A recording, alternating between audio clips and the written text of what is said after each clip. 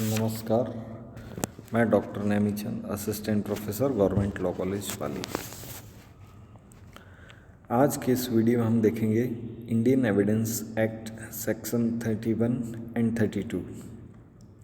Section 31, स्वीकृतियाँ निश्चयात्मक सबूत नहीं किंतु विबंध कर सकती है। Admission not conclusive proof but may stop।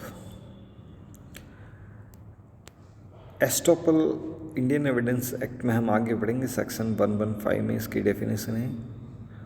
यहाँ पढ़ते हैं कि स्वीकृतियाँ निश्चय सबूत नहीं है। जो स्वीकृति है वो कंक्लूसिव प्रूफ नहीं है, लेकिन एस्टॉपल कर सकती है। ये इसको निश्चयात्मक सबूत नहीं मानेंगे, लेकिन जो भी स्वीकृतिकर्ता ने की है वह उसे आगे उसको रोका जा सकता है, उसको पलटने नहीं दिया जा सकता है, उस पर विबंध लगाया जा सकता है। स्वीकृतियाँ स्वीकृत विषयों का निश्चयात्मक सबूत नहीं है, किंतु तस्मिन् पश्चात अंतर्विष्ट उपबंधों के अधीन विबंधों के रूप में प्रवर्तित हो सकेगी। जो इसके पश्चात दिए गए उपबंध हैं वहाँ उन उपबंधों के अधीन रहते हुए विबंध के रूप में इसको प्रवर्तित किया जा सकता है। यहाँ पर यह जो स्वीकृतियाँ और संस्वीकृति हैं यह समाप्त होता है। अब एक और महत्वपूर्ण सेक्शन शुरू हो रही है, मृत्युकालीन कथन के बारे में। बहुत इम्पोर्टेंट है, ये प्रश्न बन सकता है, छोटे प्रश्न के रूप में भी आ सकता है, बड़े प्रश्न के रूप में भी। यह न केवल मृत्युकालीन कथन के बारे में बताएं बल्कि और भी कई कथनों के बारे में बताता है जिसमें उस व्यक्ति की मृत्यु हो गई है या मिल नहीं सकता। कारोबार के संबंध में सेक्शन 32 कहता है वे दशाएं जिनमें उस व्यक्ति द्वारा सुसंगत तथ्य का किया गया कथन सुसंगत है, जो मर गया है या मिल नहीं सकता इत्यादि। Cases in which statement of relevant fact by person who is dead और cannot be found etcetera is relevant. Section 32 जैसे कि हम पढ़ते हैं सेक्शन 6 to 55 में सुसंगत तथ्य रिलेवेंट फैक्ट के बारे में बताया गया है, उसी प्रकार सेक्शन 32 भी रिलेवेंट फैक्ट के बारे में बताता है। सुसंगत तथ्यों के लिखित या मौखिक कथन जो ऐसे व्यक्ति द्वारा किए गए थे जो मर गया है या मिल नहीं सकता, या जो साक्ष्य देने के लिए असमर्थ हो गया है, या जिसकी हाजिरी इतने विलंब या व्यय के बिना प्राप्त नहीं की जा सकती जितना मामले की परिस्थितियों में न्यायालय को अयुक्तियुक्त प्रतीत होता। अर्थात इन तथ्यों के बारे में, चाहे वो मौखिक हो चाहे लिखित हो, जो व्यक्ति जब तो उसकी मृत्यु हो चुकी है या जो मिल नहीं सकता, जो साक्ष्य देने के लिए असमर्थ हो गया हो, या जिसकी हाजिरी इतने विलंब या व्यय के बिना प्राप्त नहीं की जा सकती जितना मामले की परिस्थितियों में न्यायालय को अयुक्तियुक्त प्रतीत होता हो, निम्नलिखित दशाओं में स्वयं ही सुसंगत है। जो निम्नांकित प्रकार के तथ्य हैं वो सुसंगत हैं।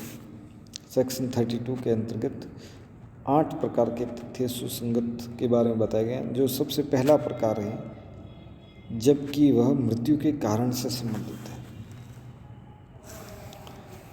जबकि वह when it relates cause of death, जबकि कथन किसी व्यक्ति द्वारा अपनी मृत्यु के कारण के बारे में है या उस समव्यवहार की किसी परिस्थिति के बारे में, या तो मृत्यु के कारण के बारे में है या उस समव्यवहार की किसी परिस्थिति के बारे में किए गए हैं जिसके फलस्वरूप उसकी मृत्यु हुई हो, तब उन मामलों में जिनमें उस व्यक्ति की मृत्यु का कारण प्रश्नगत हो ऐसे कथन सुसंगत है। आगे डिटेल्स हम देखेंगे। इसमें पाकला नारायण स्वामी का केस, निशिकांत झा का केस, इस प्रकार के कथन सुसंगत हैं, चाहे उस व्यक्ति को जिसने उन्हें किया हो उस समय जब वे किए गए थे मृत्यु की प्रत्याकांक्षा थी या नहीं। यह जरूरी नहीं है कि जिस व्यक्ति की मृत्यु हुई है उसको आशंका थी या नहीं थी।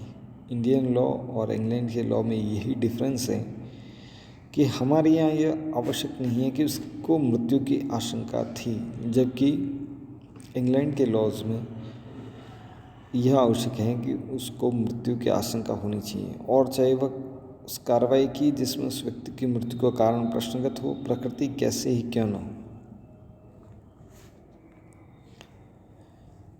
दूसरे प्रकार का जो तथ्य सुसंगत हैं वह सेक्शन 32 के अंतर्गत है, कारोबार के अनुक्रम में किया गया।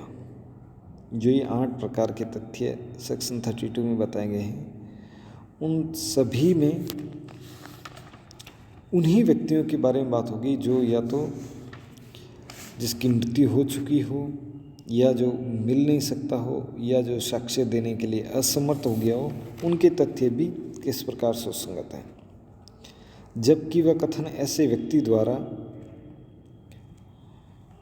कारोबार के मामूली अनुक्रम में किया गया है, तथा विशिष्टतः जबकि वह उसके द्वारा कारोबार के मामूली अनुक्रम में वृत्तिक कर्तव्य के निर्वहन में रखी जाने वाली पुस्तकों में उसके द्वारा की गई किसी प्रविष्टि या